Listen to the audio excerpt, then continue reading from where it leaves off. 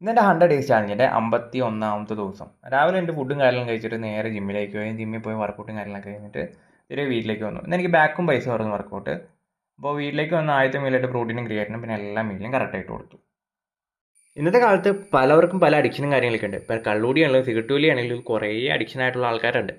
എനിക്കും ഒരു പ്രായത്തിൽ ഞാനും ഇത് ട്രൈ ചെയ്ത് നോക്കിയിട്ടുണ്ട്. എനിക്ക് ഇതിൻ്റെ ഫീലിംഗ് കാര്യങ്ങളൊക്കെ അറിയാനായിരുന്നു.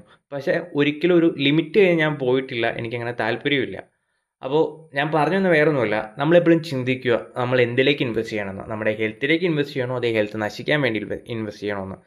ഇപ്പോൾ ഹെൽത്തിലേക്ക് ഇൻവെസ്റ്റ് ചെയ്താൽ നമുക്ക് കുറച്ച് നാളും കൂടെ സുഖം കാര്യങ്ങളൊക്കെ ഇടയിൽ ജീവിക്കാൻ പറ്റും. ഒരു അസുഖവും കാര്യങ്ങളും വരത്തില്ല.